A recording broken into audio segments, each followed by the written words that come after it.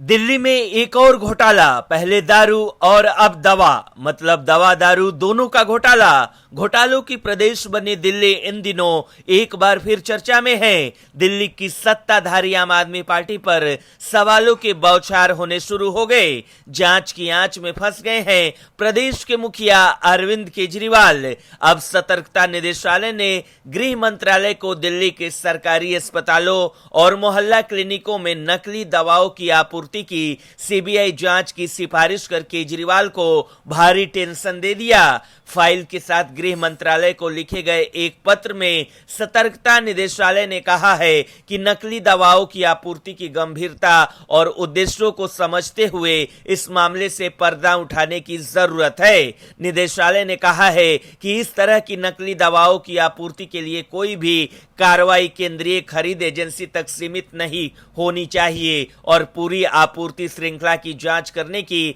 आवश्यकता है।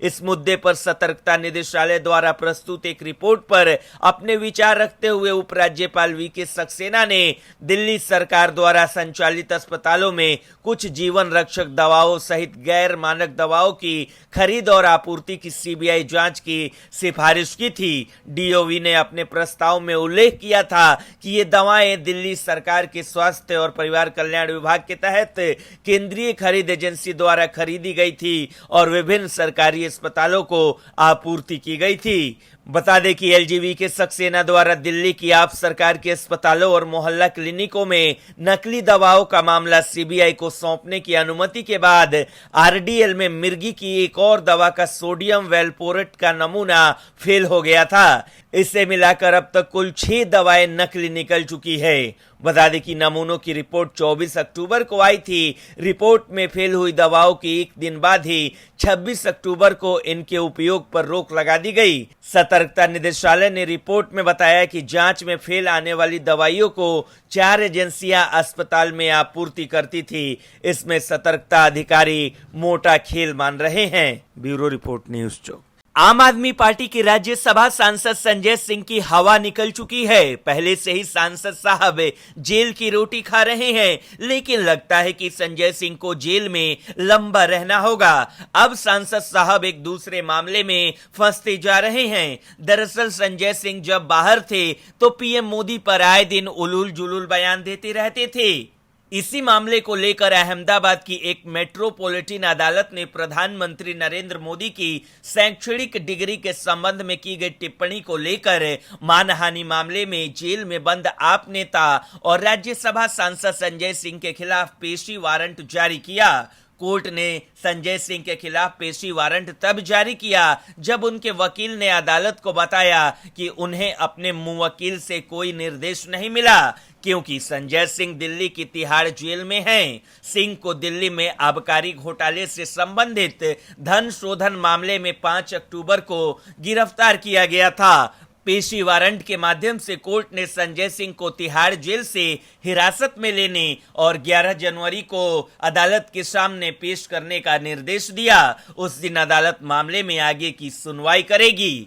बता दें कि दिल्ली के मुख्यमंत्री अरविंद केजरीवाल और संजय सिंह पर प्रधानमंत्री मोदी की डिग्री के संबंध में अपने व्यंग्यात्मक और अपमानजनक बयानों के माध्यम से गुजरात विश्वविद्यालय की छवि खराब करने का आरोप है। अदालत ने जब गवाहों से पूछताछ शुरू की तो केजरीवाल के वकील ने पेशी से छूट की याचिका दायर की। अदालत ने याचिका स्वीकार कर ली। संजय सिंह के वकील ने अदालत को सूचित किया कि उन्हें संजय सिंह से कोई निर्देश नहीं मिला, क्योंकि आप नेता सलाखों के पीछे हैं। इस पर गुजरात विश्वविद्यालय के वकील अमित नायर ने कड़ी आपत्ति जताई और कहा कि ये मामले को और लंबा खींचने की आप नेता की रणनीति है। ब्यूरो रिपोर्ट, न्यूज़ चौक। देश की राजधानी दिल्ली में एक और घोटाले का दावा किया जा रहा है। दिल्ली के उपराज्यपाल कार्यालय ने दावा किया है कि दिल्ली सरकार के अस्पतालों में खराब गुणवत्ता की दवाएं मिल रही हैं। एलजी दफ्तर ने कहा कि अस्पताल में जांचे गए 10% नमूने फेल साबित हुए हैं। दिल्ली के एलजी विनय कुमार सक्सेना ने इस पूरे मामले की सीबीआई जांच की सिफारिश कर दी है। बताया जा रहा है कि विजिलेंस विभाग की रिपोर्ट के आधार पर एलजी ने ये एक्शन लिया। विजिलेंस विभाग की रिपोर्ट को आधार बनाकर सीबीआई जांच की सिफारिश करते हुए दिल्ली के एलजी वीके सक्सेना ने मुख्य सचिव को लिखे नोट में कहा है कि ये चिंताजनक है। ये दवाएं लाखों मरीजों को दी जा रही है। दवा की खरीद में भारी बजट आवंटन पर भी चिंता जताई गई है। विजिलेंस विभाग की रिपोर्ट कहती है कि सरकारी प्रयोगशालाओं में भेजे गए 43 नमूनों में से 3 नमूने विफल रहे, क्योंकि 12 रिपोर्ट अभी भी लंबित है। निजी प्रयोगशालाओं में भेजे गए अन्य 43 नमूनों में से 5 नमूने फेल हो गए हैं और 38 नमूने मानक गुणवत्ता के पाए गए हैं। विजिलेंस विभाग ने सिफारिश की है, चूंकि 10% से ज्यादा सैंपल फेल हो गए हैं, इसलिए विभाग को सैंपलिंग का दायरा बढ़ाना चाहिए। दवाएं सरकार की केंद्रीय खरीद एजेंसी द्वारा खरीदी गई और सरकारी अस्पतालों और मोहल्ला क्लिनिकों को आपूर्ति की गई है। कुछ दवाएं सरकारी और निजी दोनों लैब टेस्ट में फेल पाए गए हैं। इतना ही नहीं, कुछ दवाएं निजी लैब में भी फेल हो गए हैं। 11 सैंपल की रिपोर्ट चंडीगढ़ की सरकारी लैब में पेंडिंग है।